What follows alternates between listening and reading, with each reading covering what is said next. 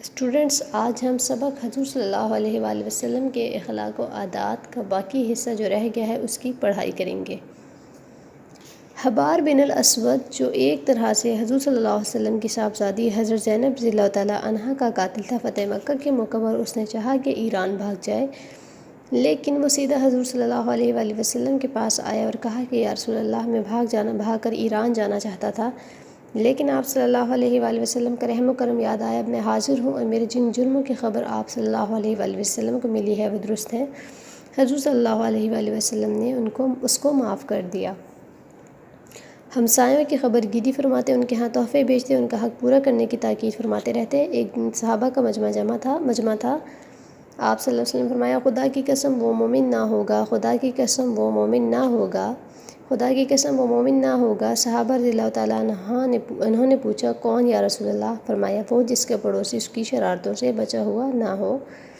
آپ صلی اللہ علیہ وآلہ وسلم اپنے پڑوسیوں کے گھر جا کے ان کے کام کر آتے۔ پڑوسیوں کے سوا اور جو بھی آپ صلی اللہ علیہ وسلم سے کسی کام کے لیے کہتا، اس کو پورا فرماتے۔ مدینہ کی لونڈیاں آپ صلی اللہ علیہ وآلہ وسلم کی خدمت میں آتی اور کہتی ہیں، یا رسول اللہ، میرا یہ کام ہے۔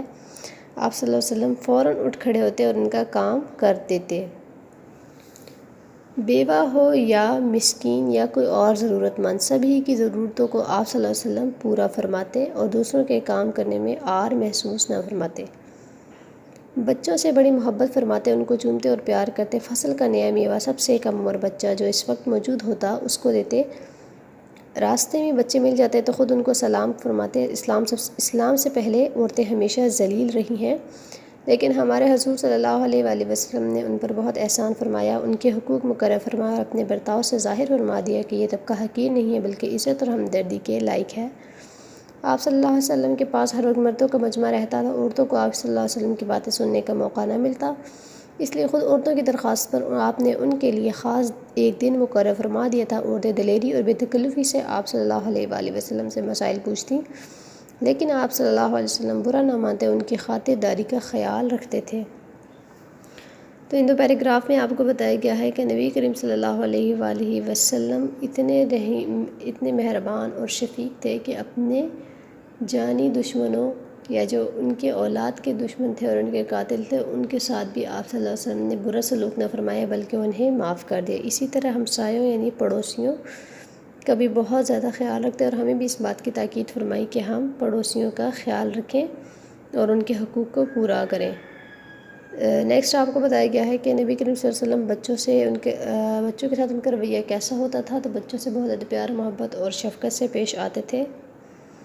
راستے میں بچے مل جاتے تو ان کو خود سلام کرتے۔ عورتوں کو بھی آپ صلی اللہ علیہ وسلم نے اور اسلام نے ہی اعلیٰ مقام دیے، اس سے پہلے عورتوں کو کوئی مقام نہیں حاصل تھا۔ یہ نبی کریم صلی اللہ علیہ وآلہ وسلم ہی تھے جن کی وجہ سے عورتوں کو عزت ملی۔ آپ صلی اللہ علیہ وسلم ساری دنیا کے لیے رحمت بن کر آئے تھے، اسی لیے کسی کے ساتھ بھی زیادتی اور ناانصافی کو پسند نہ فرماتے تھے، یہاں تک کہ جانوروں کے ساتھ جو لوگ جو بے پرواہی برتتے تھے وہ بھی آپ صلی اللہ علیہ وآلہ وسلم کو گوارا نہ تھی، اور ان بے زبانوں پر جو ظلم ہوتا آیا تھا اس کو روک دیا۔ ایک بار ایک صاحب نے ایک پرندے کا انڈا اٹھا لیا، چڑیا بے قرار ہو کر پر مار رہی تھی۔ آپ صلی اللہ علیہ وآلہ وسلم نے پوچھا کہ کس نے اس کا انڈا لیا ہے اور اس کو دکھ پہنچایا ہے؟ ان صاحب نے کہا کہ یا رسول اللہ صلی اللہ علیہ وسلم، میں نے یہ کیا ہے۔ آپ صلی اللہ علیہ وسلم فرمایا، وہیں رکھ دو۔ آپ صلی اللہ علیہ وآلہ وسلم کی نظر میں امیر غریب سب برابر تھے۔ قبیلہ بنی مخزوم کی ایک عورت چوری کے جرم میں گرفتار ہوئی۔ لوگوں نے حضرت اسامہ رضی اللہ تعالیٰ عنہ، جن کو آپ بہت چاہتے تھے، ان سے سفارش کی۔ حضور صلی اللہ علیہ وسلم فرمایا، تم سے پہلے کی قومیں اسی لیے برباد ہو گئیں کہ جب کوئی بڑا آدمی جرم کرتا تو اس کو چھوڑ دیتے اور معمولی آدمی جرم کرتا تو وہ سزا پاتا۔ خدا کی قسم، اگر محمد صلی اللہ علیہ وسلم کی بیٹی فاطمہ چوری کرتی تو اس کے ہاتھ بھی کاٹے جاتے۔ یعنی نبی کریم صلی اللہ علیہ وآلہ وسلم نے غلط کام کرنے پر کسی کو بھی معاف نہ کیا، چاہے وہ امیر ہو چاہے وہ غریب ہو۔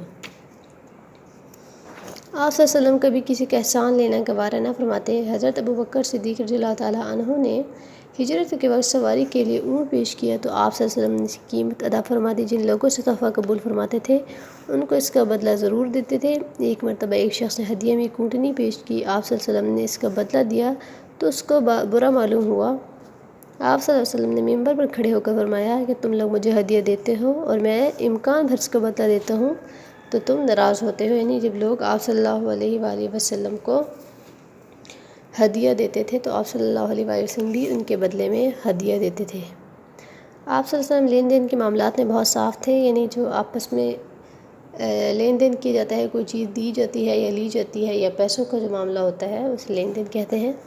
فرمایا کرتے کہ سب سے بہتر لوگ وہ ہیں جو قرض کو اچھی طرح سے ادا کرتے ہیں۔ ایک دفعہ کسی سے آپ صلی اللہ علیہ وسلم نے اونٹ قرض لیا، جب واپس کیا تو اس سے بہتر اونٹ واپس کیا۔ ایک بار کسی سے ایک پیالہ ادھار لیا، اتفاق سے وہ گم ہو گیا تو آپ صلی اللہ علیہ وسلم اس کا تاوان ادا فرمایا، یعنی آپ صلی اللہ علیہ وسلم نے نقصان کو پورا کیا۔ جو وعدہ فرماتے اس کو پورا فرماتے، کبھی بدعہدی نہیں فرمایا۔ صلح حدیبیہ میں ایک شرط یہ بھی تھی کہ مکہ سے جو مسلمان ہو کر مدینہ جائے گا وہ مکہ والوں کے مطالبہ پر واپس کر دیا جائے گا۔ چنانچہ ایک صحابی ابو جندل مکہ سے بھاگ کر آئے، فریاد کی، سب مسلمان یہ دیکھ کر تڑپ گئے، لیکن آپ صلی اللہ علیہ وسلم نے صاف فرما دیا کہ اے ابو جندل صبر کرو، میں بدعہدی نہیں کروں گا، یعنی وعدہ خلافی نہیں کروں گا، اللہ تمہارے لیے کوئی راستہ نکالے گا۔ آپ صلی اللہ علیہ وآلہ وسلم کی بہادری بھی بے مثال تھی۔ ایک مرتبہ مدینہ میں شور ہوا کہ دشمن آ گئے، لوگ مقابلہ کے لیے تیار ہوئے، لیکن سب سے پہلے حضور صلی اللہ علیہ وسلم نکل پڑے اور گھوڑے پر زین کے بغیر گشت لگا آئے اور واپس آ کر لوگوں کو تسلی دی کہ کوئی خطرے کی بات نہیں ہے۔ مزاج مبارک میں بہت سادگی تھی، کھانے پینے، پہننے اوڑھنے، اٹھنے بیٹھنے کسی چیز میں تکلف پسند نہ تھا، جو سامنے آ جاتا وہ کھا لیتے، پہننے کے لیے موٹا جھوٹا جو مل جاتا اس کو پہن لیتے، زمین پر، چٹائی پر، فرش پر، جہاں جگہ ملتی بیٹھ جاتی۔ یعنی نبی کریم صلی اللہ علیہ وآلہ وسلم بہت سادہ فطرت کے مالک تھے۔ نبی کریم صلی اللہ علیہ وسلم نے اس سادہ زندگی بسر کی، کبھی بھی تکلف اور آسائش والی زندگی نہیں اختیار کی۔ اسی طرح آپ صلی اللہ علیہ وآلہ وسلم بہت زیادہ بہادر تھے۔ اس کتاب میں ایک واقعہ دیا گیا ہے، آپ نے اس سے پڑھا بھی ہے، ہم نے اس کی پڑھائی کی ہے، اور آپ صلی اللہ علیہ وسلم جب بھی کسی سے کوئی وعدہ کرتے تو کبھی بھی اس کی وعدہ خلافی نہیں کرتے تھے، بلکہ اس کے مطابق ہی عمل کرتے تھے۔ تو یہ آپ کا لیسن آج پورا ہو گیا ہے۔ اب نیکسٹ لیکچر میں ہم اس کی رائٹنگ کا کام کریں گے، یعنی مشق کا کام کریں گے۔ آج کے لیے اسٹوڈنٹس اتنا ہی ہے۔ اوکے، اللہ حافظ۔